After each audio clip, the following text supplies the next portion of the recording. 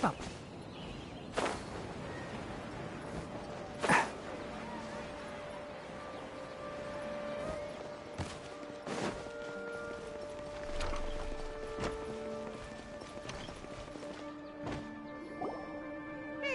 Paimon's trying to remember.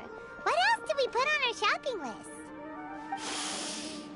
Oh, what a mouth-watering smell. Paimon would know the aroma of biryani anywhere. Let's go get some. We can still add it to the list. Well, if it isn't the Traveler and Paimon. Wasn't expecting to see you here. Hello there. Oh, it's been quite a while. Huh. So you two are still hanging out together. Dehya, didn't you say last time that you were gonna head back to the desert? I said I was going to resign from being her bodyguard, not that our friendship was over. We're still the best of friends. The Holmayanis also still post jobs from time to time. Their pay is always generous, so me and the other mercs never pass them up. I told Dehya to just stay at our place when she took one of those jobs a few days ago. My parents were delighted. They even said that it always felt like we were missing someone whenever Dehya wasn't around. That sounds like something they would say, all right. They're always so welcoming. Anyway, the job is already taken care of, so I was gonna head back to the brigade as soon as I finished a little shopping. But the master kept insisting, and I ended up staying for another day. You can stay for as many days as you want, Dehya. Father hasn't even gotten around to treating you to his best dishes yet. You know I'm not the kind of person to stay put in one place like that, my lady.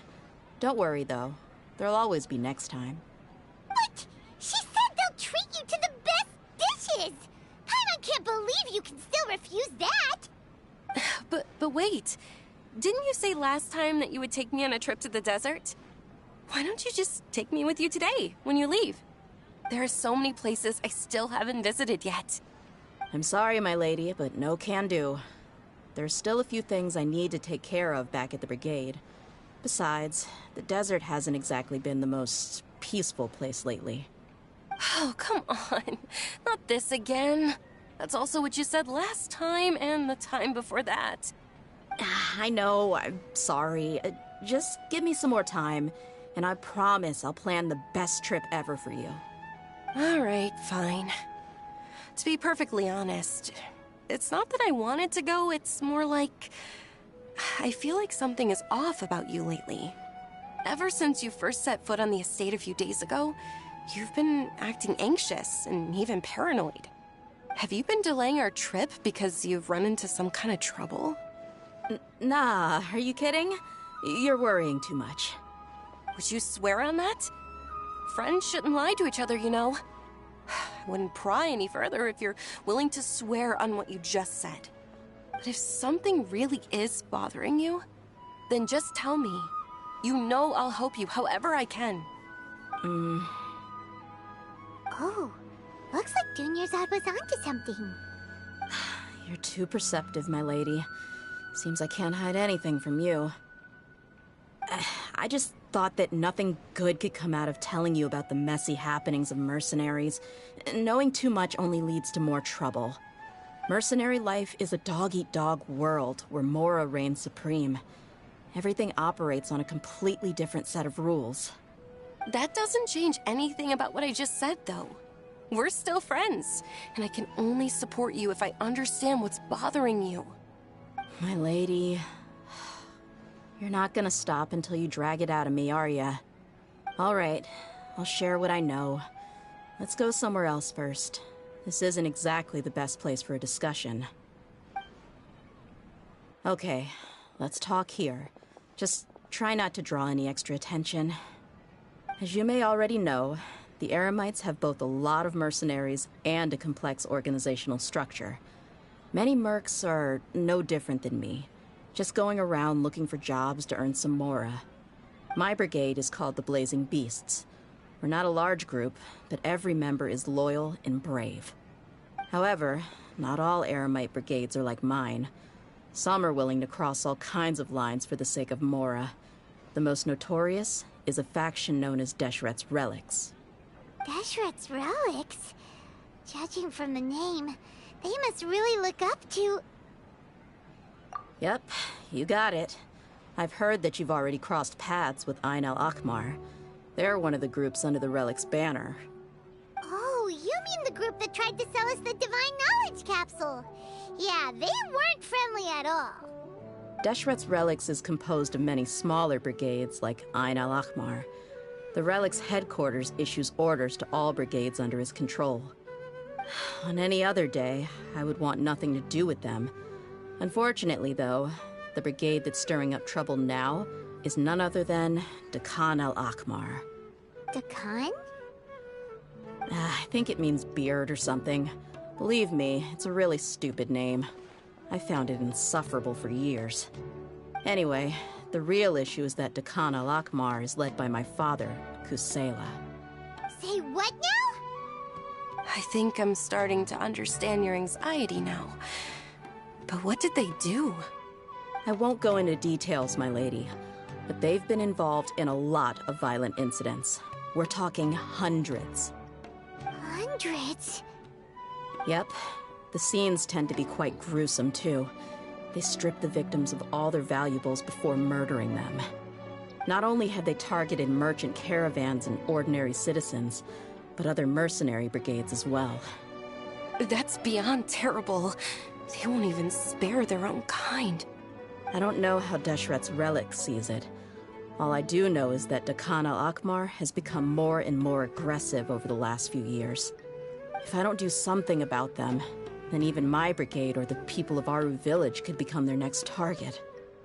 I just wish I knew what's driven him to do this. Yeah. How can your father do such terrible things? I don't know. People change. He's always been pretty pathetic. But at least in the past, there were still a few lines that he wouldn't cross. That's setting the bar pretty low. I mean, if he was even remotely decent, then why would I have to leave the brigade and cut all ties with him? He was loud and foolish, with no real sense of purpose. Instead of doing anything useful, he spent most of his time drinking and chasing after women. Of course, the other brigade members were just like him. Their ruckus would go on night after night. Sounds like a nightmare. What about your mother?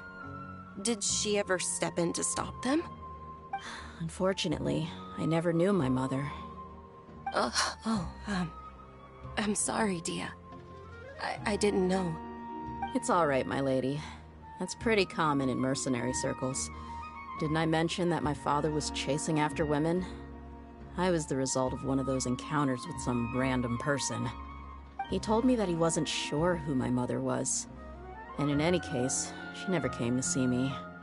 He'd say, "You'll be fine as long as you remember to stick with Dad." But even then, he left most of the parenting to the brigade. The one thing I do remember is that he used to tell me stories. But the problem was that he had terrible taste. He only knew a few stories, and even those tended to be pretty stale. They were tales of desert warriors defeating dragons in the forest, or stories of mercenaries rescuing princesses from rebel armies. Sounds like your typical fairy tales. More or less, yeah. They were interesting maybe the first or second time around, but after about 20 repeats, they started to get a little dull. He seemed to think those stories were the best things ever, though. He was so into them that he'd call the whole brigade over and make them perform the whole thing as a play. Even the toys he gave me would all be story props. I'd get helmets, shields, and toy swords. It was only much later when I realized that the shows were more for him than they ever were for me. What an interesting guy. Yeah, I've always found him pretty childish, but that was something I could just shrug off. I had no reason to despise him. Until I grew up and learned the true face of Deshret's Relics for myself. Looting, blackmail, violence, and fraud. They not only accepted such heinous acts, they would even openly boast about them. No one in the brigade was any kind of hero. Instead, my father and his cronies were more like the bad guys that needed to be taken down. Did they really think that as long as they didn't do any of that stuff right in front of me, I would never know? I think I can understand your feelings. The difference between perception and reality must have hit hard. Yeah, but don't worry, my lady. It's all water under the bridge to me now. I had a huge argument with my father and left that place behind for good. I'm not investigating them due to any bitter feelings I still have towards my father. I just want to protect those that are close to me. Yeah, I told the boys to gather as much information as they could. Most of the reports concern violent incidents, but there's also some talk of smuggling. I see. But isn't this investigation incredibly dangerous? It is, but every mercenary lives life on the edge. It's a lifestyle that I enjoy. That may be true, but it'll be impossible for those who care about you not to worry. Well, now you get why I didn't want to share any of this with you. What should we do? They both have valid concerns. Huh? But there's no need for you to get caught up in this mess, too. Well, she's super tough, so if she went into the desert with you, then Paimon bets the problem will be solved in no time. I'm inclined to agree. I'd feel a lot more at ease if you took her along to help. I'll wait for news from you in the city until then. Please, stay safe. I'm honored that you care so much for me, my lady. All right, then let's get moving. Our first stop will be Caravan Rebot, where we can catch up a bit with my fellow mercs. Studying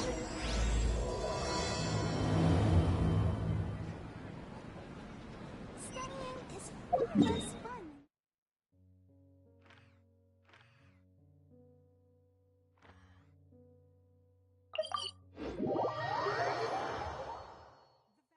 Knowledge cannot simply be quantified in monetary terms. Hey, Dehya, you're back. Are these two friends of yours? Likewise. There's no need to be so formal with us. We're a pretty casual crew. Anyway, since we've got a newcomer, let me fill you in on what the Khan al-Ahmar's been up to lately. They've become extremely aggressive. Apparently, even their own now have become acceptable targets. They even attack other relics brigades, just the same as any other mercenary brigade. Even the most ferocious beasts still protect their own. And it sounds like they've thrown that straight to the wind. That's right. Once they've collected enough loot off the other mercenaries, they sell it off to a different brigade, or turn to merchants on the black market. A portion of their profits is immediately exchanged for more food and weaponry to be used in their next violent operation. That's terrible! Yeah, and it really makes you wonder why they're so desperate for Mora. A few days ago, Isham and I trailed them for a while, and even disguised ourselves as merchants to conduct trade with them. We were able to learn a few things from the exchange. Rather than saying they're out to plunder and hoard Mora, it'd probably be more accurate to say that they're experiencing an internal power struggle. Wait, a power struggle? You heard me right. The vast majority of their victims are mercenaries from the other brigades of Deshret's relics. If their only goal was Mora, they could have gone after anybody. The targeted nature of their attacks points to a power struggle between the different brigades within the relics. That's the only plausible explanation we have. Unfortunately, we weren't able to find out anything more specific. It seems they're also trying to keep things under wraps. Oh, one last thing we discovered was that over the past few years, as the Khan al-Ahmar became more and more active, Deshret's relics as a whole became a lot weaker. It sounds mighty strange to me, too. Harun, you can leave the rest of the investigation to us. Gotta say, though, I didn't expect you to go on a whole undercover mission during the few days I was gone. Sounds like you were really putting your necks on the line, no? Nah, it was nothing. We're just as concerned about the situation as you are. The Khan al-Ahmar is your father's crew, after all. What he said. Besides, Dehya, haven't you done more dangerous things than all of us combined? What we did is nothing compared to your experiences. Yeah. And while they went to talk with Khan al-Ahmar, I took a look at the last camp they attacked. Any survivors of the attack were already long gone. There was nothing of value left in the camp. Ah, Hisham and Khalaf. You're here too. We rushed over as soon as we saw you come into Caravan Rebot. Although this new friend of yours looks a little green behind the ears, I'm sensing a special vibe from her. Now that we know you'll have a capable partner with you, we can also rest easy. Hey, what about Paimon? Feel anything special? Oh, you're also planning to tag along with them? Of course! Paimon is the traveler's most important guide. Wherever she goes, Paimon will follow. Oh, in that case, then you'd better take care of her too, Dehya. Don't underestimate Paimon! Don't worry about her. She may look tiny and helpless, but she's been through just as many battles as the traveler here. Even if she had only survived on sheer luck, then that alone would still make her quite formidable. I had no idea. I guess I shouldn't judge by appearances. Oh, one other thing, Dehya. When you're free, why don't you update the deputy about your upcoming schedule? We held another recruitment event a few days ago, but everyone only came to see the Flame Mane. You weren't around at the time, so people were pretty disappointed to only find our crew of rough, unkempt guys. The deputy put a lot of effort into the event, but it was basically for nothing. Only a few people chose to stay, and that really got to him. Sorry to hear that. I'll be sure to bring him some great liquor next time. I left in a hurry, and I couldn't make it back in time for the event. Gotta admit, I can understand their disappointment, though. You're our brigade's main selling point, after all. Now, if only the deputy could figure out a way to bring a few more smoking hot members into our ranks. Keep dreaming. Remember the last time I invited a couple gals into the brigade? You all just froze up with your mouths gaping like a bunch of scarecrows. The awkward silence and weird expressions left quite the impression on them. They were originally interested in joining us, but after that, they both told me they were too uncomfortable to stick around. Hey, didn't we agree to never bring that up again? Huh? Wait, are you serious? Why have I never heard about this? I don't think you were part of the brigade yet. Are you kidding me? I missed a once-in-a-lifetime moment like that, and you weren't even gonna tell me? All right. We can tell you about it later. Now's not the time.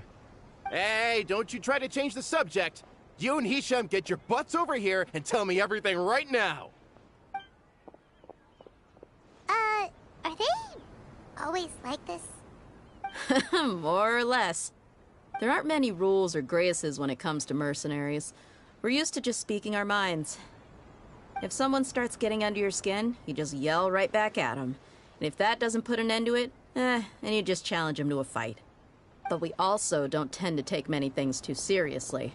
Being direct and getting it all out of your system as soon as things come up is better than keeping everything bottled up, never talking about it. That's also why I never spare their feelings when I talk to them. If I want to laugh, I'll laugh. If I'm angry, then I'll unload on them. It's hard to stop once you get used to it. Though, I can never do that when I'm with the Homayanis. Hey, knuckleheads! Can you at least tell me the rest of the intel before you go back to your bickering? Yeah, you hear her, Holof? Told you we gotta focus on the investigation first. I drew up a map. Right here is the spot. There you'll find the merchant caravan responsible for getting rid of Dekhan al-Akhmar's looted goods. All you gotta do is wait and ambush them in the evening. They'll have no idea what hit them. Perfect. Thanks for that. Be sure to pass my regards to everyone else in the brigade as well. Will do. You stay safe, Dehya.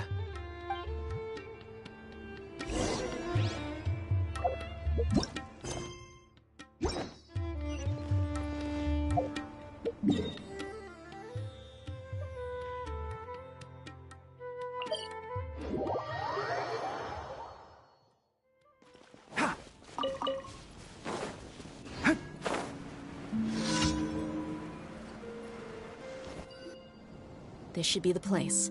Let's find a spot to hide and bide our time. It's gonna come down to a fight one way or another, so let's all be careful. No need to worry. She knows her way around a fight. I'm not worried about that. What I meant is that we probably shouldn't go too hard on the enemy. After all, we still need to get information out of them.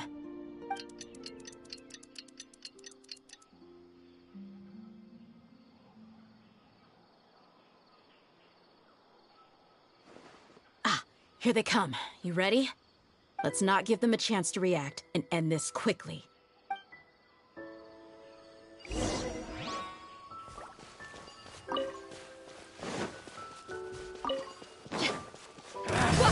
Feeling lucky today? Come on! Fine, go! Jumpy, jumpy, go! Can't see? God. You won this one.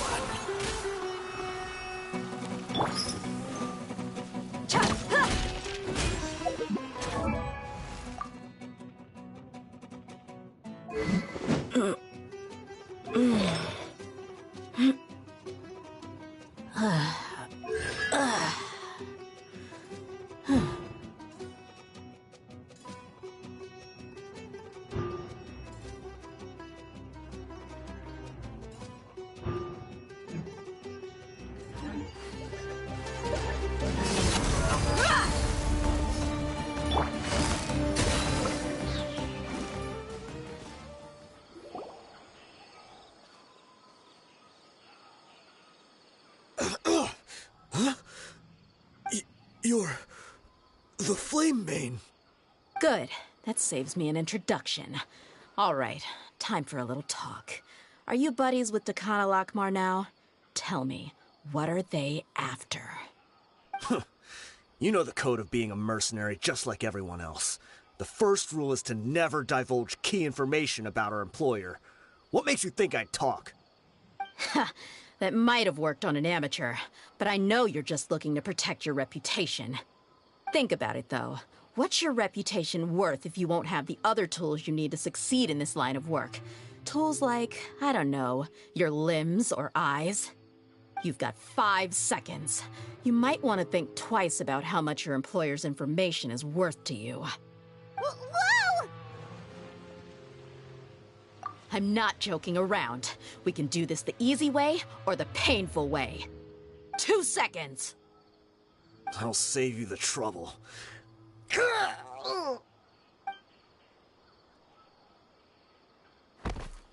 Huh? Are you crazy? He tried to bite off his own tongue. Quick, search the area for any first aid supplies.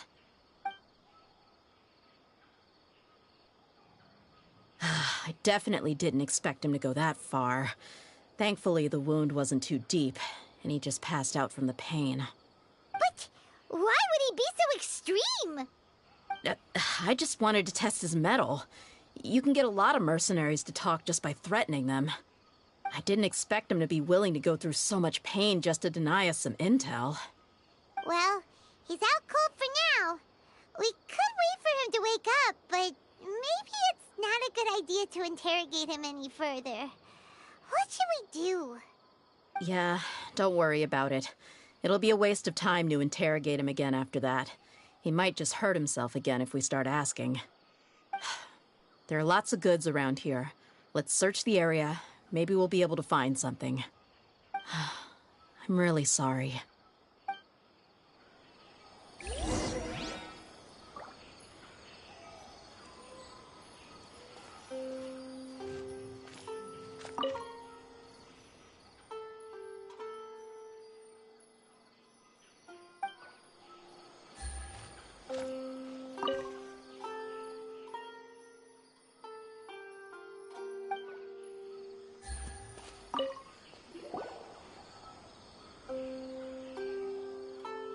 We found a piece of paper with a bunch of names on it. Maybe it's a record of something. Let me take a look. If this really is a merchant caravan, they should have a record of their transactions. Yep. I see an entry for Dakana Lakmar right here. Kusela, Idrisi, Bashar, and Takriti. All familiar names. Dakana Lakmar has been trading for a hefty supply of food, weapons, and medicine. It seems that in the past, they used to receive some canned knowledge as well. This caravan is just one link in their logistics chain. Once in the rainforest, the caravan will exchange the looted goods for Mora, and the funds will then be passed to a specific person. That person will then pack the caravan full of necessary goods, which will then be brought right back to Dakana Lakmar.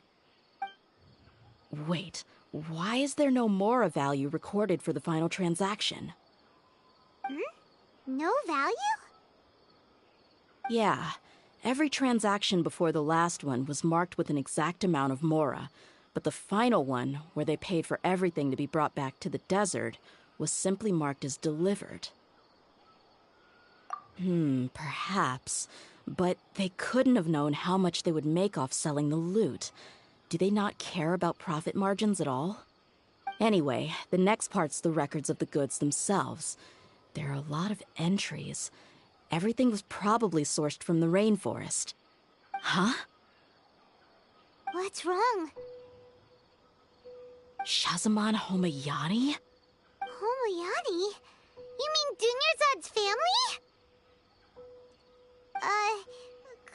Could it just be another family with the same last name? I'd be surprised to find someone with the exact same first and last name. Shazamon Homayani is Dunyarzad's father, and the head of the Homayani family. Just what the heck is going on here? I'm sorry, you're right.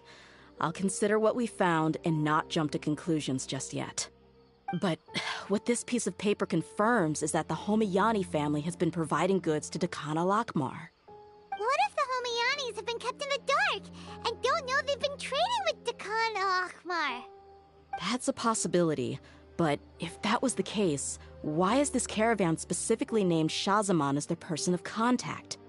They could have just as easily bought goods such as food and medicine directly from Caravan Rebot or Port Ormos. Yeah, funding violence and looting. The brigade gets the goods, and he is paid the proceeds from the sale of the loot. But why would he do something like this? It's not like the Homayanis are in need of money. I honestly have no idea. I've been to their estate many times, and I've never noticed anything suspicious. The only potentially large expenditure I could think of would be the treatment costs for Dunyarzad's Elazar. Maybe they borrowed a lot of Mora in the past? But that's still just a speculation. I don't think the Master would stoop so low to make Mora. You're probably right. I know my lady's personality, and she wouldn't deliberately keep something like this from us. But what should we do now? All we found is just another mystery. If you ask me, we already have no choice but to confront her about this. I'm not worried. It's too early to make a verdict yet. I still have faith in the Homayanis. Let's go find my lady again. We'll tell her everything and see if she's willing to lend us her support. If we're lucky, we can not only figure out the mystery of this paper, but also follow the trail of breadcrumbs to the people responsible at Dakana Lakmar. Dehya, are you sure this is the best decision?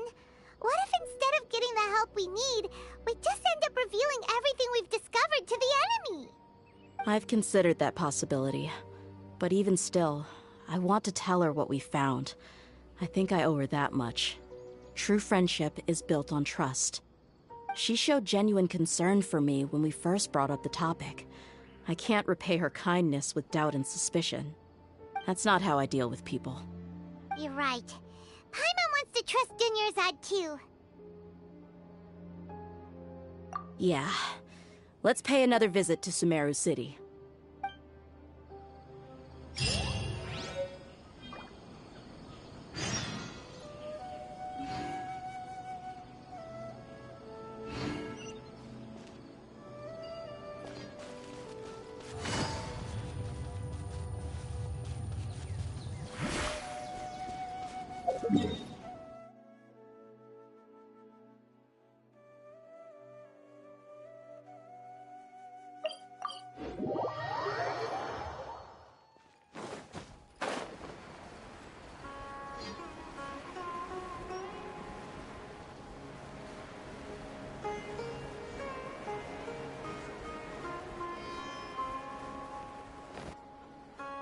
We're back, my lady. Oh, you're back a lot sooner than I expected. You mustn't have run into any trouble then. Well, how did it go? What did you come up with? Actually, we're still investigating. It's just that we've discovered something strange. I see. the clues you found have led you back here, in the city? Something like that. Yeah. You all look a little dispirited. Whatever you found must not have been very encouraging after all. Why don't you discuss it with me? Maybe I'll be able to say something to cheer you up? It's okay, my lady. It's not so much about me being upset with my father or anything like that. How should I put this? So something is wrong. Even the Traveler and Paimon have been uncharacteristically quiet. On any other day, Paimon would have already waved to me with a smile and shouted, "Dunyarzad, we're back!" So tell me, what happened? Well? My lady, please prepare yourself for what we're going to tell you next. It concerns the Master. The Master? You mean my father? Okay, I understand. Don't worry about me. I'll listen as attentively as I can. My father has been supplying goods to Dakan al-Akmar? Yeah, it makes as little sense to us as it does to you. I've never doubted the Master's integrity, so I'm having a real hard time rationalizing how he could ever support an infamous brigade like them. Maybe he's not actually aware of the full story and just stumbled into the deal by accident. I can't help but agree with the Traveler. Huh? You mean you feel the same way, Dunyarzad? Thank you for sharing all this information with me. Since you've told me everything you know, I should also tell you about some doubts that I've been harboring for quite a while. In the past, I thought that my father hired a bodyguard for me so that I wouldn't run away and get lost. However, there are plenty of capable mercenaries in the Corps of 30. Why did my father go out of his way to hire Dehya? About that. Well, the Homiyanis really needed bodyguards, so they reached out to the Blazing Beasts. Later, the Master told me that I was one of the best mercenaries he'd ever seen, and that I should stick around to become one of his bodyguards. He offered me a pile of mora, so I just signed on. Well, but that didn't really answer my question. Just think about it. Why did my father specifically reach out to the Blazing Beasts? Maybe the Corps of 30 just didn't have anyone available, or maybe someone recommended us. I've never given it too much thought. I think I get what you're saying. You'd think none of this was a coincidence. Precisely. At first glance, nothing seems strange or out of place. But there are many parts of the story that don't actually make any sense. If my father had always been in contact with Dakan al-Akmar, then it would make sense for him to bring Dehya into our house. You mean the goal all along was to get Dehya to be your bodyguard? No, that's too much of a stretch. I cut all ties with my father a long time ago. He has no control over my life anymore. But that still doesn't rule out the possibility that your father has still been trying to influence your life without you knowing. So, the Master was not likely an innocent victim in all of this? Sorry we put all this on you so suddenly, Dunyarzad. It's okay, Paimon. I should actually be thanking you. Regardless of his reasons, if my father has truly been funding a violent group of mercenaries, then it's my duty to bring him back to reason. But is that really the right thing to do? My father has committed many atrocities and deserves all the punishment that he has coming to him. I have zero sympathy for him. You may call me an ungrateful child, but my feelings will remain the same. However, the Homiyani family has treated me with nothing but generosity and kindness. If we decide to investigate this further, we could end up implicating the entire Homiyani family. I would be biting the hand that's fed me over all these years. Dehya.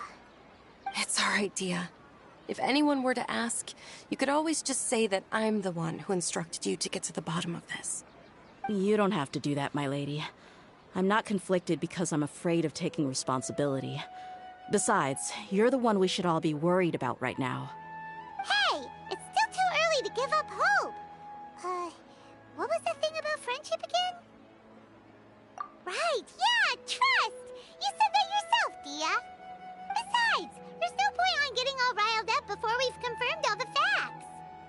Thank you, everyone. That makes a lot of sense. I guess I should always remember the trust that I've placed in people. In which case, my lady, could you ask the Master to come out and have a chat with us? Sure thing. I also hope he'll be able to give us a logical explanation. Let's meet at the usual place then. Usual place? Ah, right!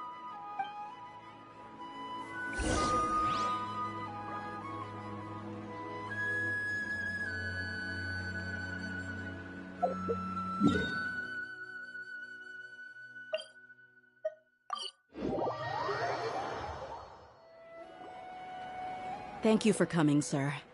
Please allow me to introduce these two. This is the Traveler, and next to her is her travel companion, Paimon. Ah, yes. My daughter has mentioned them from time to time. It's a privilege to finally meet them in person. But we may skip all the pleasantries for now. What is the important matter you wish to discuss with me today? Well, we wanted to bring this transaction record to your attention. There's something on this record that we're all pretty curious about. So, that's what you found? Huh. Seems like I can't keep everything from you much longer. If you wouldn't mind, we'd like an explanation. Well, it's a long and difficult story. And to be perfectly honest, I'm not sure if I'm doing the right thing. What I do know, though, Dehya, is that the truth will bring you no solace. If anything, it will likely cause you a great amount of anguish. Wait, me? Yes. I understand perfectly why you came to see me. And I am touched by your collective commitment to do the right thing. But knowledge always comes at a price. And sometimes, as they say, ignorance is bliss. Your father, Kusela, and I both believed that. Of course, you have the right to seek and learn the truth, but I must warn you. The facts of this matter may reduce everything you've built for yourself into sand, blowing in the wind. If you must proceed, then Kusela's heartfelt efforts will also fade into the wind like a fleeting mirage. His heartfelt efforts? I'm sorry, sir, but I'm not sure I follow. I've made it this far in life without a single drop of my father's support. I have my own ideals and ways of looking at the world, as well as people and causes that I've chosen to cherish and fight for. None of these things have anything to do with him. I came here today to support you as the head of the Homiyani family. No warning will change my stance on that. I understand. Then let me tell you a little story. Our family once needed to take a trip to the desert when Dunyarzad was just a baby. Along the way, we were attacked by bandits. They had superior numbers and quickly overpowered our bodyguards. When all seemed lost, a group of passerby Eremites lent us their support. Those Eremites were Kusela's brigade, Dekhan al-Ahmar. Kusela's men told me that the attackers were Eremite mercenaries, just like themselves. I was shocked. Why would Dekhan al-Ahmar go so far to save us and not spare the fellow Eremites? Kusela was grinning and walked over to play with baby Dunyarzad. She was startled by his unfamiliar face and nearly started crying. Really? I never knew. He said that he had no particular reason to help us. He just took pity on us because he had a daughter about the same age. We started talking about our children, and I sensed that he was a devoted father. To repay his kindness, I hired his brigade to help out at our estate for a time, and offered everyone generous remuneration. So, that's what happened. It was many years before I saw him again. I almost didn't recognize him the next time he came knocking on my door.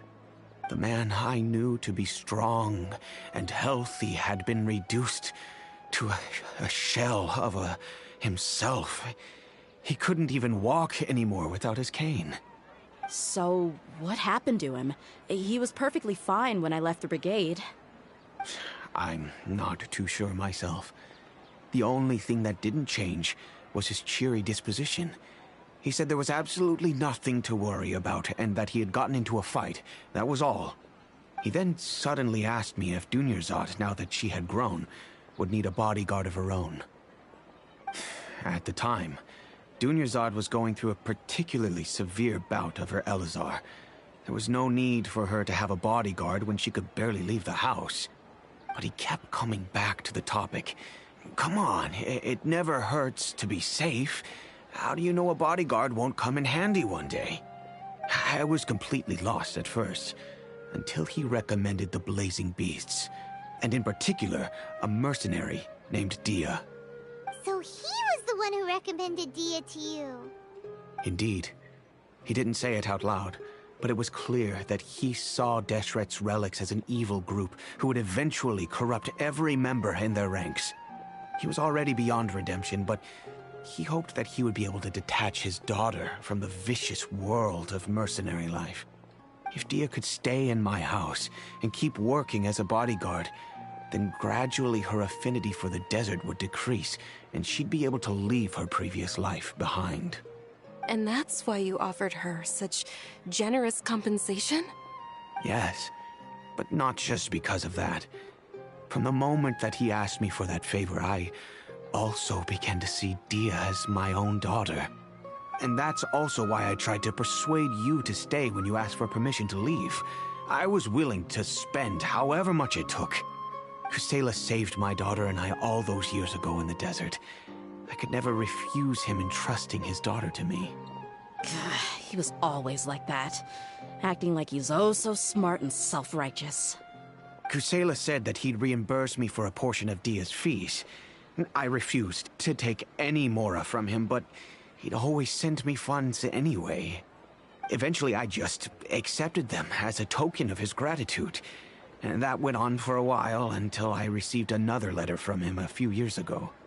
The letter contained a request to help him buy food, weapons, medicine, and even explosive materials. Wait! Isn't that around the time that Dakan al-Akhmar started becoming more aggressive? That's right. When I started to hear some nasty rumors, I became wary. I wanted to meet him face to face to discuss things. But by then, he was no longer receptive to my requests to talk.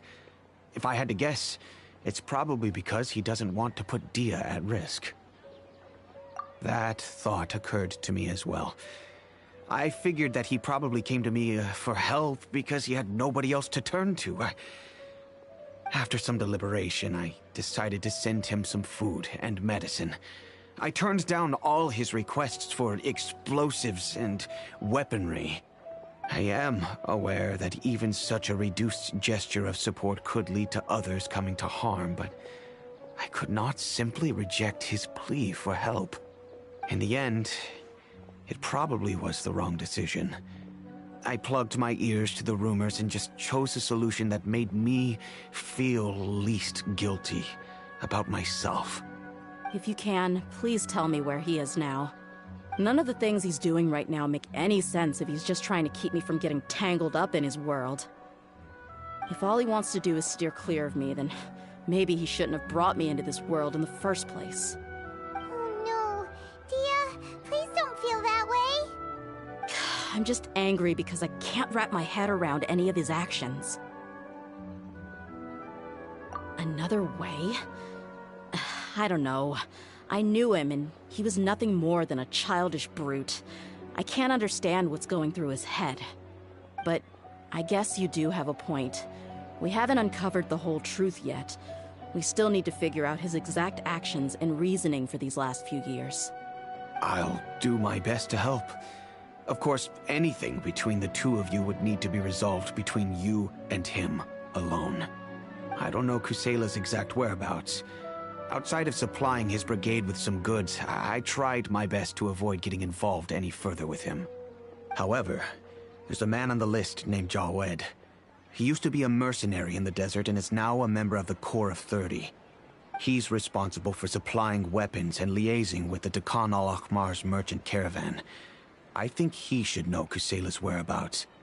I've heard that he likes to have a few drinks alone and enjoy the cool wind at night outside the tavern. Maybe you'll be able to find him there. Understood.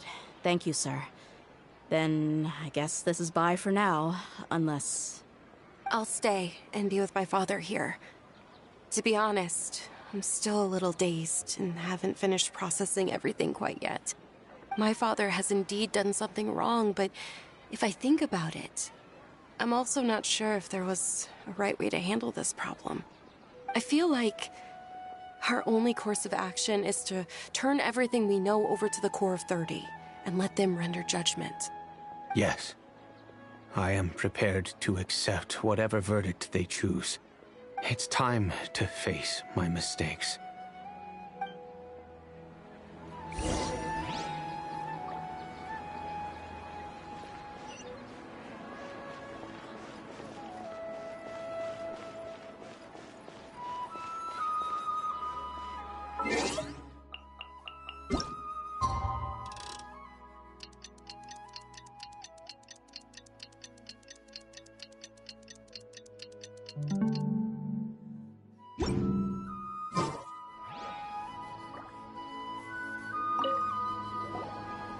Huh?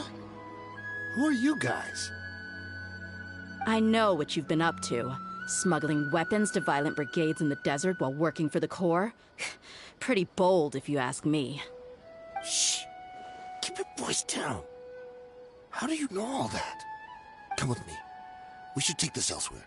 I'll be happy to talk things over once we're somewhere private.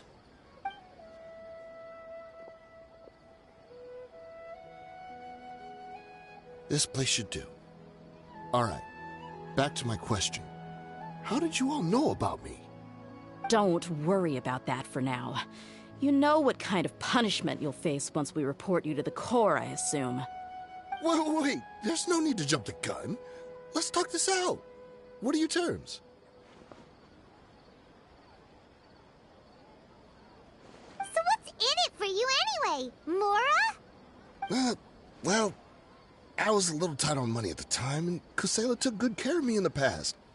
I weighed it in my mind, and I couldn't find a reason to turn the opportunity down. I wouldn't only be helping my benefactor, but I could also make some quick Mora. Let me tell you how it is. We're investigating Dekhan al-Akmar, and we're gonna put an end to their operations. If you provide some help for us, then we might just put in a good word later to reduce the terms of your punishment. Hey, why don't we discuss this a little first? Listen, I made quite a bit of Mora from my last run. You just give me a number, and I'm sure we can... Shut it. My patience is running out. You should know when a mercenary is after something other than money. All right, sheesh. But you gotta promise you'll put in some nice words for me later. They're always on the move. Here's the spot they were at the last time I made my delivery to the desert. Feel free to go have a look. I'm just telling you, though, it's not on me if they're not there anymore. Sure. And then you can forget about any nice words from us. Hey, come on. Now you're just being unreasonable. Really? And how do I know you're not leading us straight into a trap? Don't forget, you're the one with no bargaining chips. All right, I get it. Why don't you go take a look, and if they're not there anymore, I'll try to figure out something else for you all. Now that's more like it. Let's move. And as for you, try to stick around the city until we get back. You don't want us to call the folks from the Corps and have them drag you back to the city.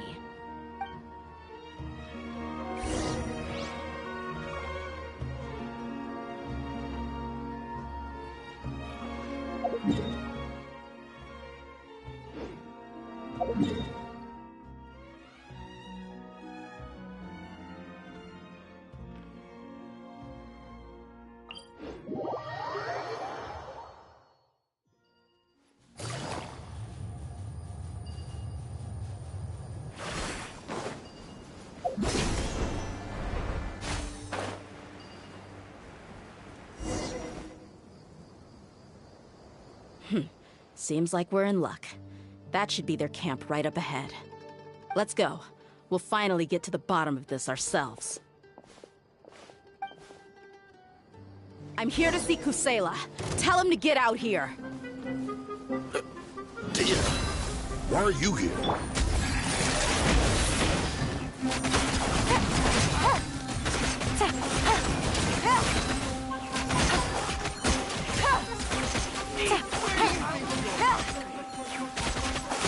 Haven't you all done enough? Oh, so are you also here to stop us? Stay out of this. It's got nothing to do with you.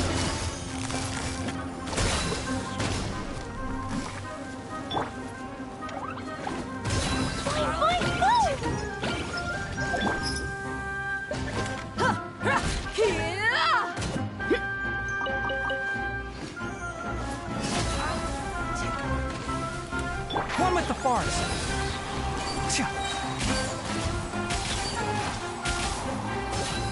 Let's nip that in the bud.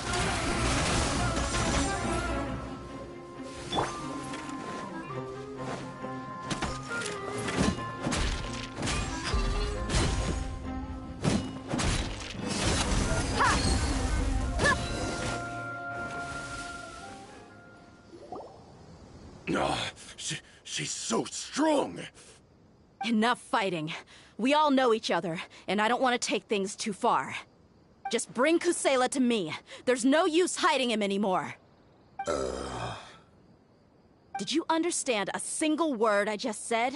Or do I need to bash your skull in some more? All right, everyone, let's all just calm down for a second. Dehya, the boss can't come out and see you anymore. He died a long time ago. What? Seems like you've been out of the loop for a while. Guess that's for the best, though. At least, that's what the old man wanted. When did he die? What happened to him? A few years ago, Kusela broke up Dakan al-Ahmar and went to the Deshret's Relics headquarters by himself. So is that when you guys started acting up? We would prefer to call it taking revenge. Every last person in Deshret's Relics must pay in blood for what they did.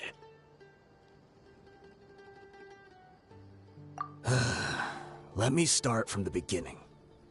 Dehya, do you know how the head of the Relics maintained order internally? Overwhelming strength and unquestionable authority? Those were a part of it, yes. But just those on their own weren't enough. They had another tool at their disposal. They called it a person's record. Regardless of whether they joined by their own will or were coerced, every person in Deshret's Relics were forced to leave a record of themselves at headquarters. Whether it be their deepest sin, some unforgivable act, or their most immoral exploit, the record served both as a symbol of loyalty and the perfect material for blackmail. That's precisely it. Every one of us have a record. Me, Bashar, Tikriti, and all the boys who grew up with Dehya and ended up joining our ranks. But you, Dehya, you were never asked to provide a record, were you? I never even knew this was a requirement. You were probably the only person in all of Deshret's Relics who didn't know about it. Ever since you were born, Boss had been trying to shield you from this organization's sinister rules. Not only that, but he also banned all of us from committing any nefarious acts. He said he'd take care of the dues we had to pay regularly to headquarters. But in the end, he was just an ordinary person. What could he do? He was forced to go to headquarters again and again to account for missed dues and incomplete records. He'd come up with all kinds of excuses and get beaten up as a result. We all knew he was doing that for you. He wanted to get you out of this world, no matter what it took. And that's why he became a shell of himself and couldn't walk without a cane. Wait, but that doesn't make any sense. I didn't know about any of this, and I'd never seen him get injured or beaten. Because you were too young at the time. How would you ever tell between wounds from a beating and wounds from battle? When you left home after that final argument with him, he seemed to age by a decade overnight. Even his hair went gray.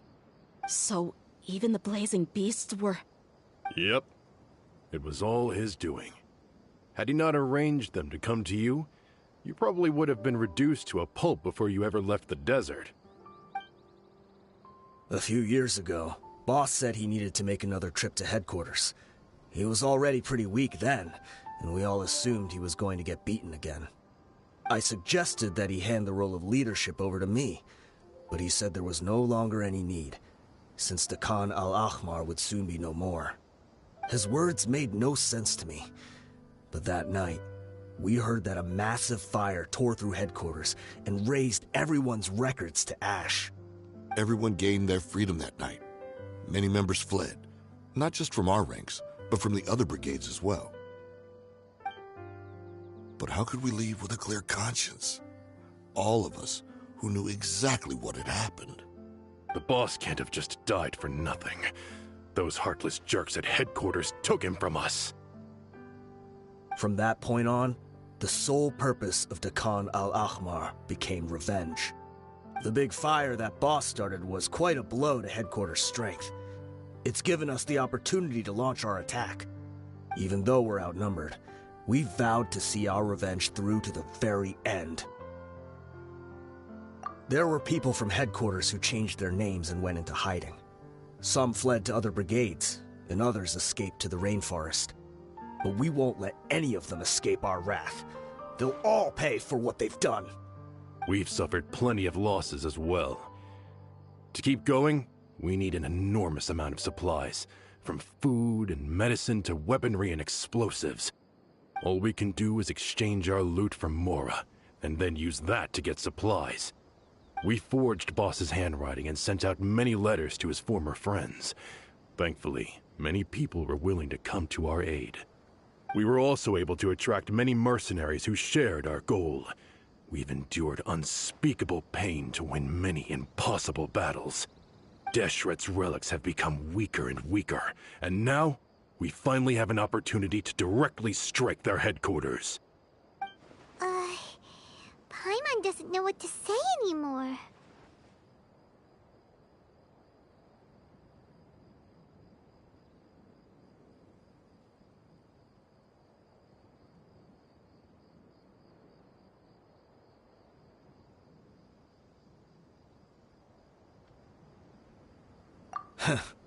We do know right from wrong, but we were sinners from the very beginning. We do not deserve the freedom that the boss won for us with his life. Boss always loved his old-fashioned hero stories. Those tales about sacrificing yourself to save the world. We used to always laugh at him for it. But in the end, he really went and lived those stories out himself. As for me, I never considered myself a hero. We're all the lowest of the low. We have no right to even imagine such an existence. But maybe those hero stories he liked foreshadowed everything that was to come. The spirit of the hero touched all those he had saved, and more people joined his cause. Maybe we were all just acting along with the play in the beginning. But as we acted the parts and recited the lines, we were drawn in. And now, we want to see the story through to the end. I'm sorry, Dehya. I know you always found us insufferable ever since you were young. Just think of this as a madman ranting. I'll go with you. Huh? Dehya? You wanna go with them? I grew up with these guys, and I know they're not bad people. It's just that some situations get so bad that it's difficult to tell good from evil. All I know is that Deshret's relics must be destroyed. Furthermore, I want to go see the place for myself. I want to know if my father is still there. I know you don't want to get involved in this, so there's no need for you to tag along. I can do this on my own. Yeah, Paimon feels like we'd only regret it if we don't see this through to the end. Thank you. We'll be a lot stronger together with you. I bet Boss would lose his mind if he ever knew you'd join us at the very last moment like this. Considering all the losses and injuries we sustained, we can't afford to turn down someone as powerful as you. He can think whatever he wants. But the fact is, I owe him this much.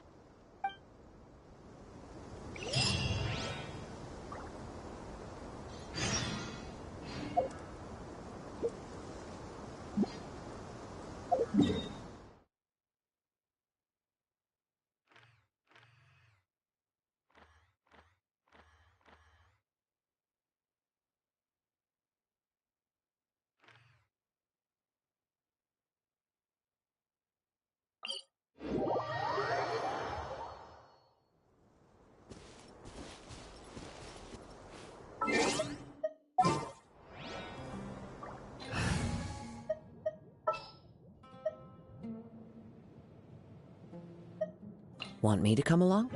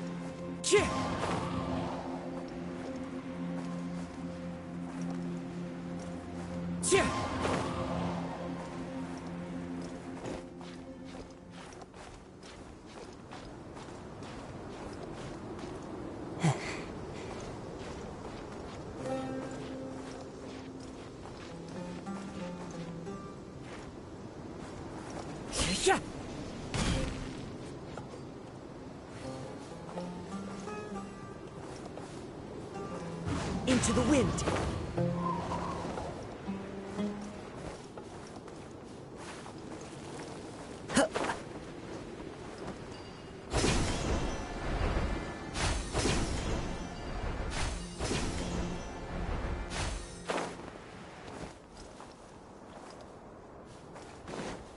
One with nature. Is this the entrance? We sure didn't run into much trouble on the way here. Should be. I don't think they have enough manpower left to post guards and defend their perimeters.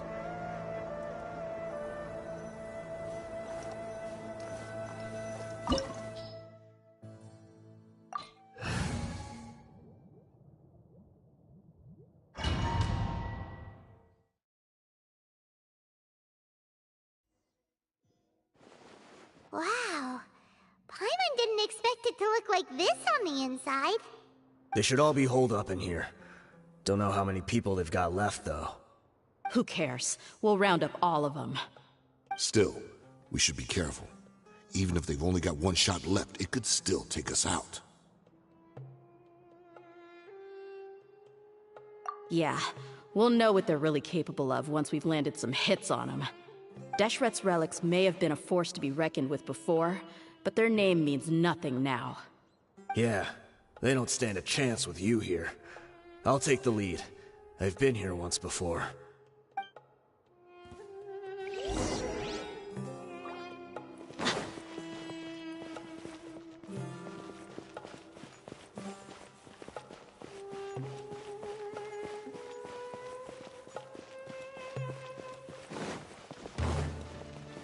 Let's get it on! Take that! Quietly now. Clouds high. The birds call. Wait, hear me. How regretful.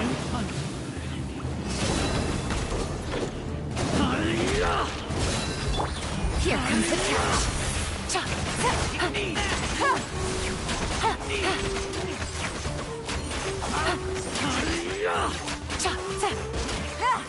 Feeling lucky today?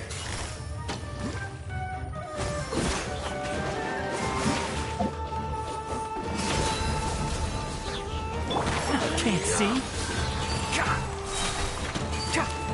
I hear everything. Gloves off!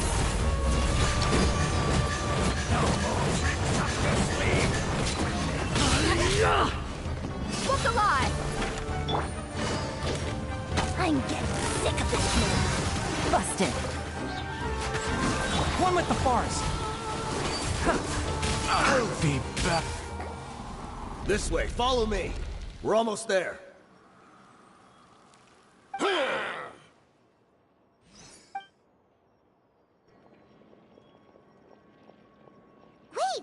They went charging ahead without checking for any traps! Hey, you guys okay? It seems like we just got trapped in here. Don't think we triggered anything else. Watch out, the enemy's coming from ahead. Well, now that things have come to this, seems we'll have to fight our way through. Don't worry about us. We knew something like this could happen. Go and take a look around. There could still be another way through. Let's go! We can't let the boss down! Let's check if there's another way! The sooner we can make it through to help them, the better. Let's see. I think I see a way through over there, but it's being blocked by something. Let's try our luck with that mechanism. Okay, let's go!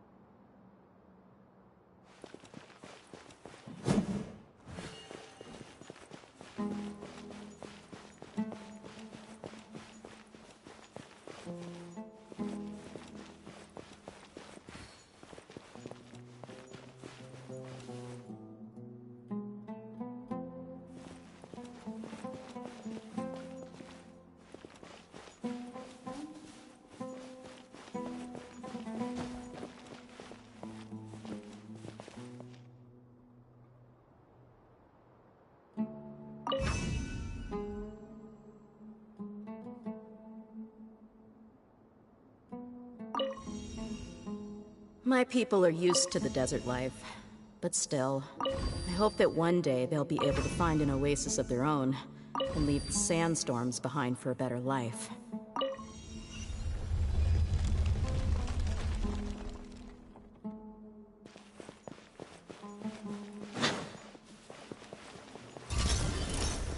Buckle up! Gotcha! Game's up! Fun over. Ha!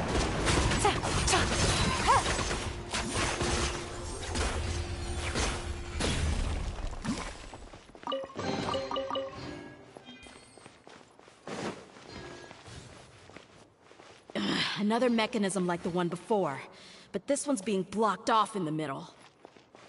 We just need to adjust it a little.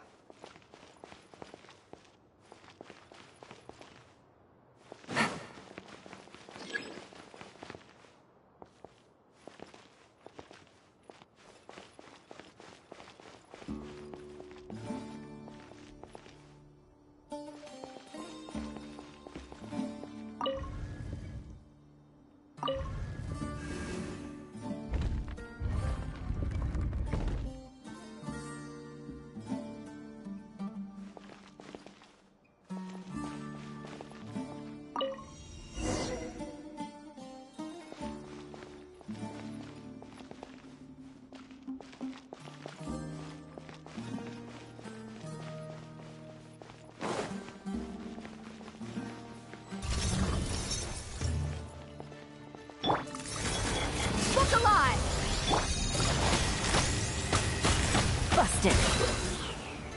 Fallen leaves, adorn my night! Into the wind! I swear by my sword!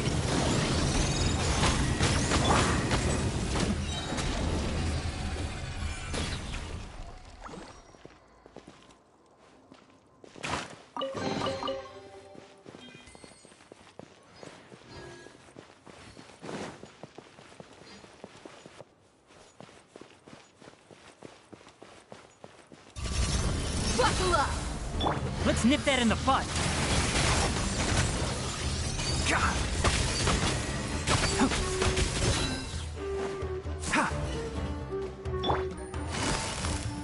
Quietly now. As one with wind and cloud. One with nature. Look alive! They're dead meat!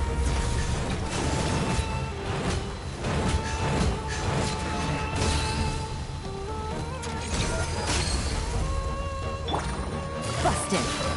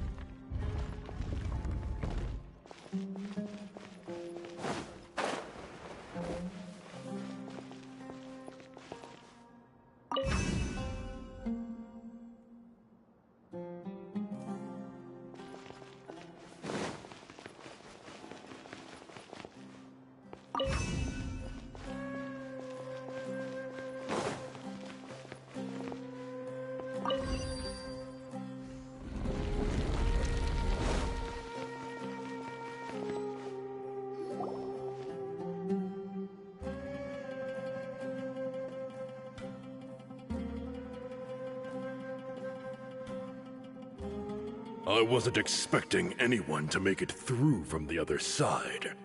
But as a desert dweller, I suppose we should be used to our folks defying all expectations. Don't waste your breath. You have nowhere to run. Run?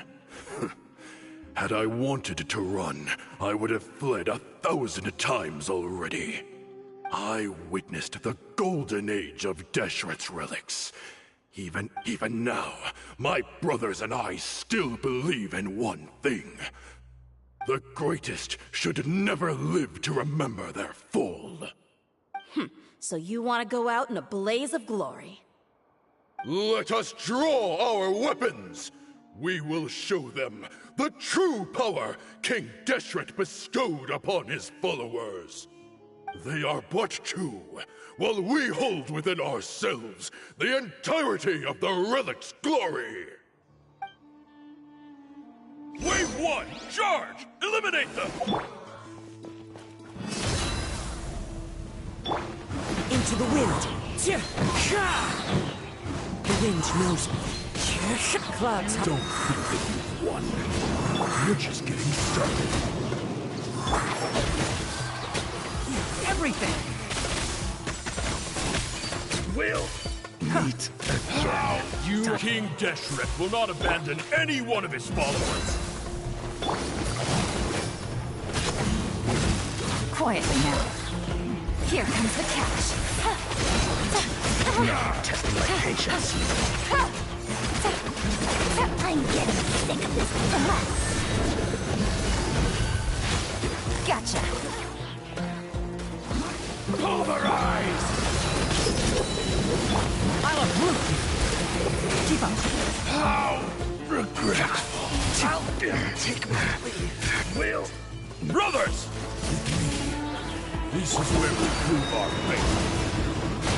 Do you all just want to die? None of us plan to leave this place alive! Think you're Ow! Bury me! Enshroud! Let's nip that in the bud. gloves off! Goodbye. But we'll...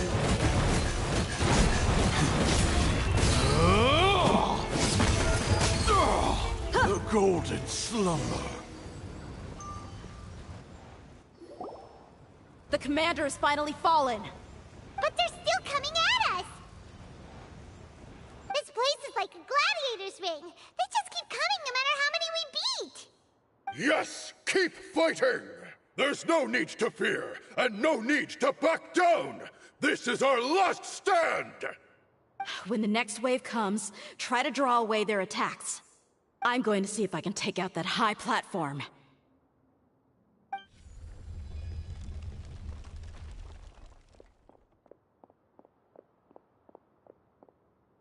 Get out of my way! Come and face me, Michel! So they've broken through the front as well. Apologies, Lord Michel. They fight like absolute madmen! No matter how much we throw at them, they just keep coming for more!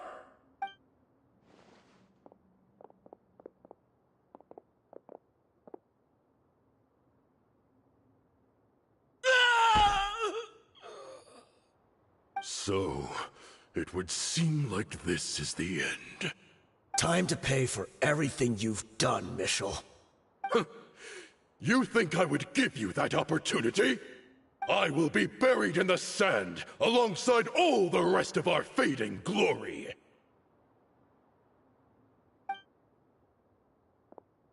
Hey, wait!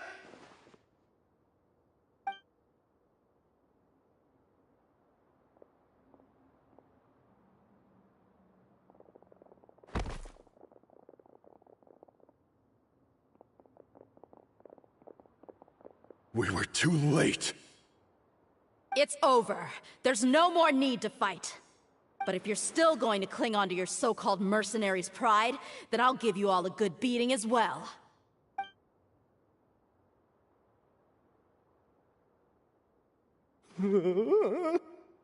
Hey, dear! I found the mechanism. I'll get you all back up here right away. Let's go.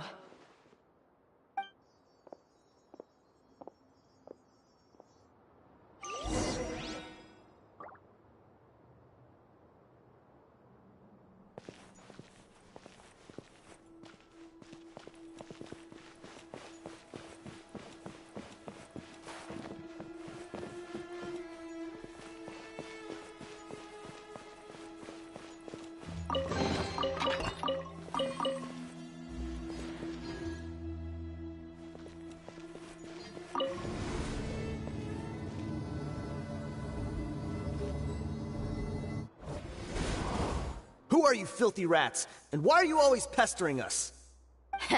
You call yourself a member of the infamous Deshret's relics, and you still can't even tell who's made it all the way to your headquarters? Who knows what intent a bunch of rats may have? We try to catch a couple, and you all just show up on the other side instead. How are we supposed to figure out what you're after? Hey, have you ever heard of a man by the name of Kusela? Why would I know? It's not like I'm in charge or anything. This is your last chance to talk. Hey, I said I don't know anything. I'm just an average member here. I'm telling the truth. If you're here to find someone, why don't you look through the records yourselves? Who can remember every name and face with so many people coming in and out every day? The irony. His life became a light for so many, yet to others, it wasn't even worth remembering. Where's the records room? Answer me! It's right over there. All the files are in there. You can go through them as much as you want. It's not like any of them still matter anyway. I mean the old records room.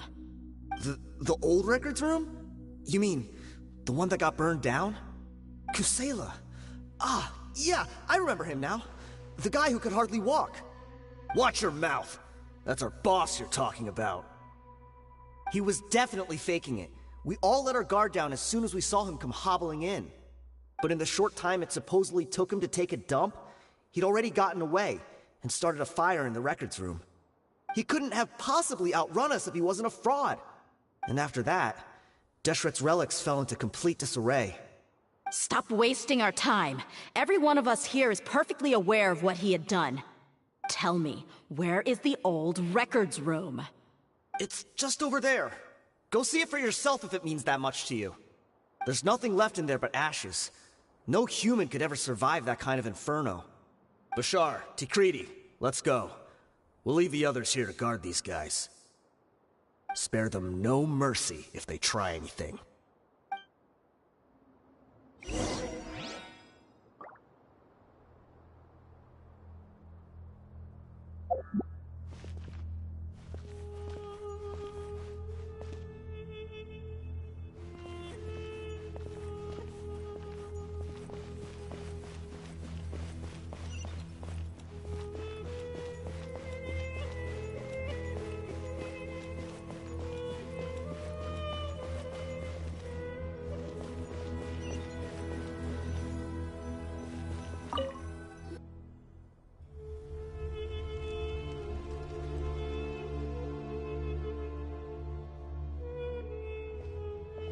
So, this was his final destination.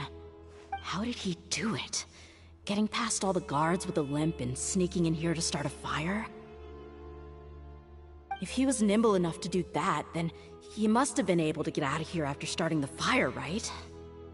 Dehya... I'm sorry. I know it's just wishful thinking. Let's look around. Maybe we can find something that's been left behind.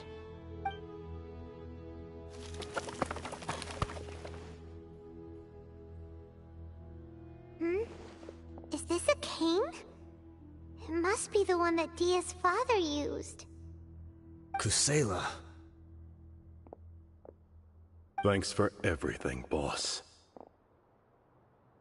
We're fortunate to somehow find that cane after that fire. Let's split up and look around some more. What if something else has been left behind? But what else could survive a fire like that? Huh?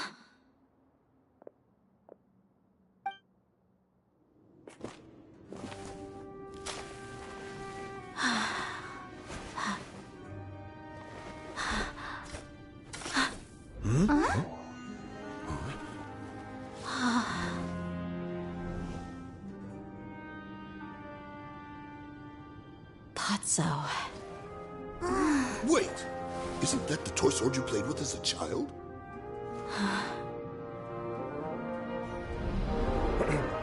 The dragon is no more, for Princess Dehya has slain it.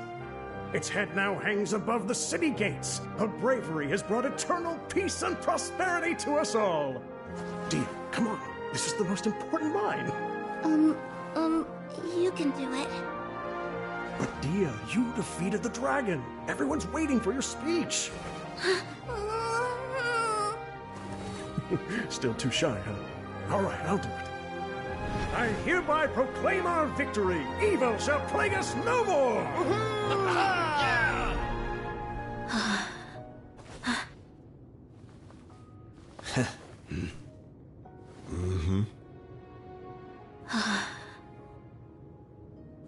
I hereby proclaim our victory. Evil shall plague us no more, Dad.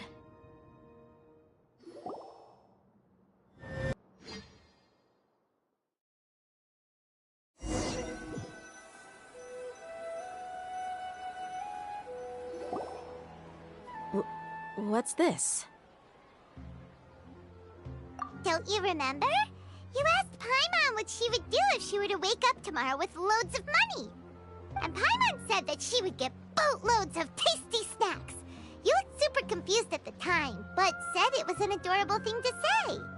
These opportunities don't come by often. So today, Paimon's gonna treat you to a special crash course on Paimon's life philosophy. Hey, come on! Paimon's not that stingy.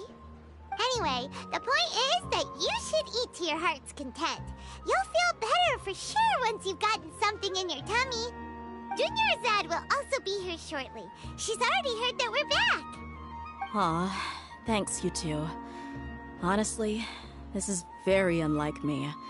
I just had a lot on my mind on our way back, so I didn't know what to say. My chest was filled with all kinds of intense emotions.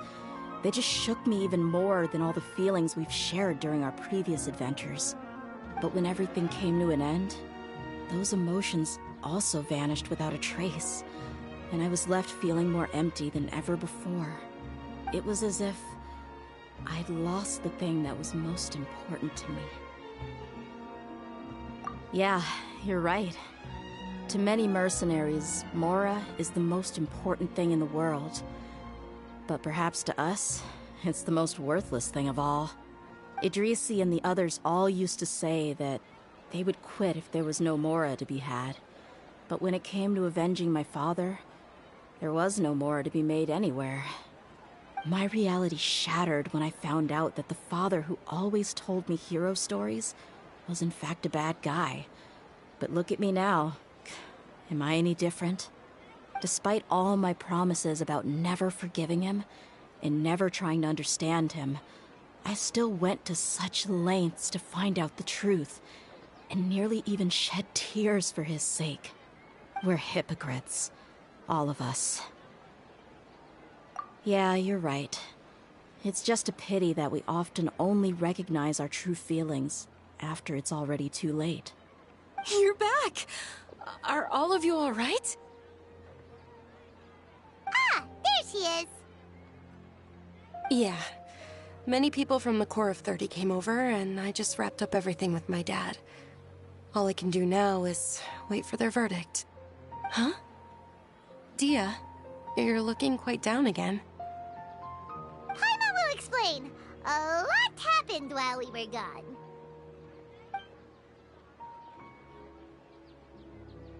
I'm sorry. I really should have controlled my emotions better. I just... It's all right, my lady. You were hurt by all of this as well. Truth be told, I'm starting to feel a little guilty watching you cry like this. Dehya, your pain must be even worse. You shouldn't need to comfort me. Hey, don't worry about me. If anything, this whole thing has finally shown me the difference between illusion and reality. My father probably thought that people could settle into new lives as long as they moved to a new environment. That thought has even crossed my mind a few times. It's like saying, what's wrong with adapting to a new life? However, there was always something deep within my mind that refused to accept it. This impulse brought me great turmoil, and even made me feel ashamed for turning my back on your father's kindness. But now that I consider it again, it all makes sense. The desert sands are a part of who I am, and I will never be able to lead a peaceful existence. I understand how you feel. That doesn't mean I won't be making any changes to my life, though. As an example, I'm now thinking about taking on some small odd jobs. It's just like Idrisi said. I also want to catch up to my father and become a character in his play. Even if the ending of the story may be childish and ridiculous, it won't really matter. Isn't that neat, though? Oh, you'll be a whole new kind of mercenary, one that's not out for Mora. Why don't we go for a change of scenery once we finish eating? What about stopping by the Grand Bazaar again? Right. You said you wanted to get a rug for your family. We'll come along too. I can't thank you enough for taking care of me this entire time.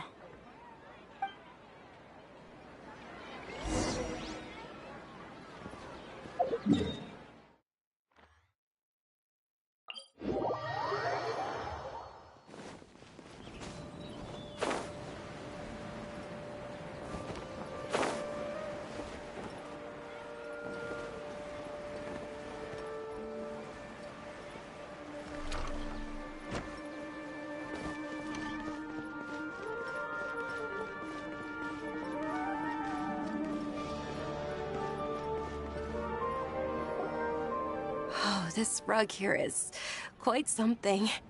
The craftsmanship is exquisite, and the fabric is also of high quality. Ah, here you are. Finally, I found you. Hey! Aren't that mercenary who bit his tongue? You can still talk? Wait, are you here to take revenge on us? What are you talking about? Do I look like I could take you all in a fight? I just came here to give you something. I'll be on my way to give myself up to the Corps after this. Once I woke up, I hurried to the Khan al-Ahmar's camp, hoping to alert them to your presence. But when I got there, I found no one except the members who were still too injured to move. Ah, so you probably got there after us. Yeah, they told me that they had exacted their revenge, and everyone had turned themselves in to the authorities. Even that last camp was not going to last for much longer. I had joined the cause to repay an old favor from Kusela. Now that everyone's already turned themselves in, I might as well do the same. One of the injured members gave this box to me, and told me that it contained some of the old man's last possessions. Everything left in the camp will get confiscated, so I figured I should get this to you before the Corps could get their hands on it. Thank you. No worries. We are all just living our own truths. There's no need to comment or judge anyone for it. So this box contains everything that Dia's father left behind. Huh. It feels lighter than expected. Well, back in the day, the first thing he did with any Mora was spend it on things like drinks and meat. But let's see what's inside. What's this? It's just a bunch of junk. Ugh, it kinda stinks. Perhaps it's just been left unopened for too long. A handwritten copy of a storybook. The paper's already yellowed, and it looks like it's about to fall apart. It was against the Academia's rules to possess books for personal use. If he was going to break that rule, he could have at least copied something useful. That probably means this was really important to him. And here are a few bags of children's snacks. The packaging's completely deteriorated. Maybe that's where the smell was coming from. Did he get those for you? Yeah, but here's the thing, though. Even when I was a child, I was never a fan of these kinds of snacks. He'd always say that he got them for me, but in the end, he always ate more than I ever did. Who even leaves snacks in a box like this anyway? Isn't that just common sense? Forget it. Let me see what else is in here. A razor, some buttons, some round iron tiles, a wooden toy puppet, a wool scarf, which, from the looks of it, probably belonged to a woman, and a hair clip? Why are these things here? I'm suddenly feeling a little scared. I'm sorry, my lady, but this is just the kind of man he was. He probably saw this box as some kind of personal trash heap and dumped any and everything in there. 2 empty liquor bottles. Tell me, you guys, are these the kinds of things that a normal person would leave behind?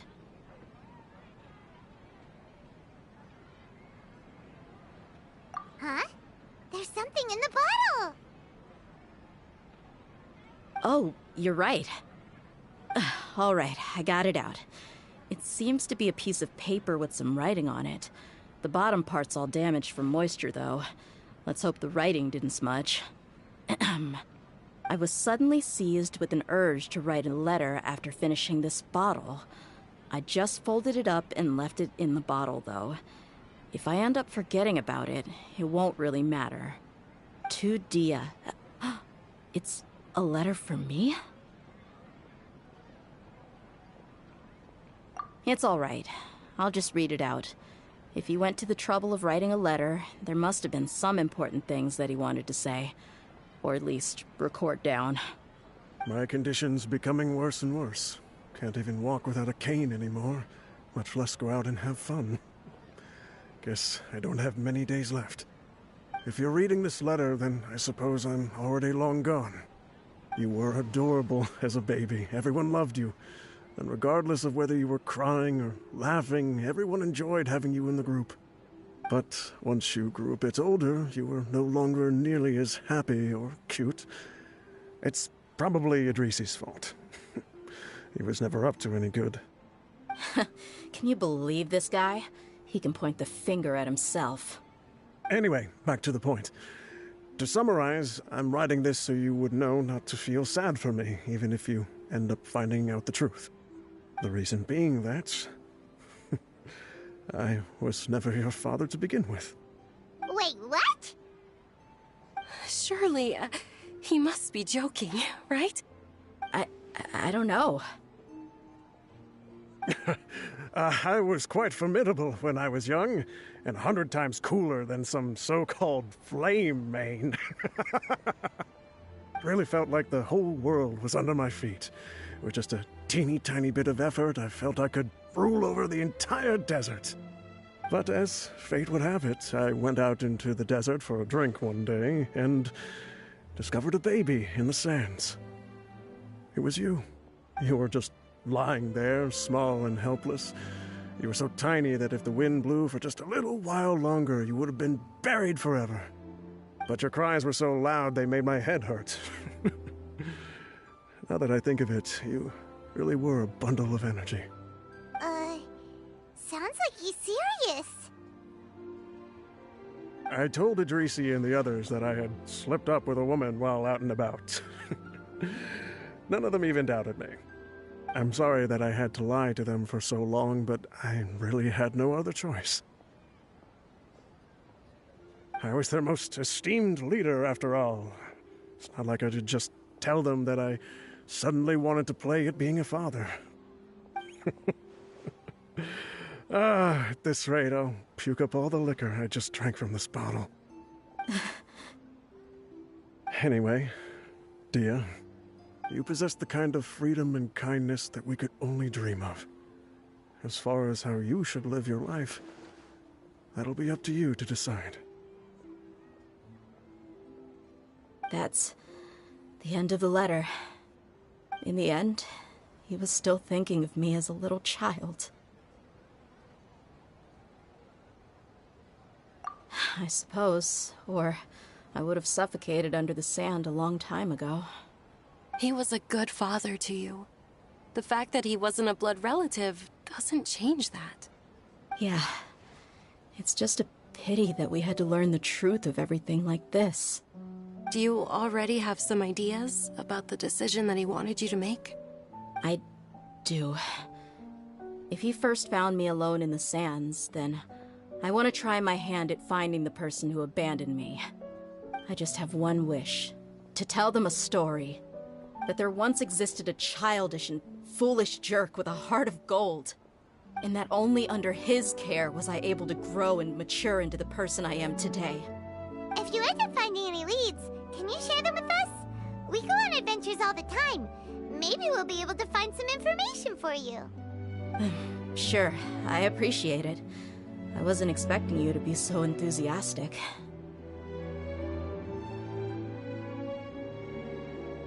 I'll help too. Thank you. All of you. Thank you so much.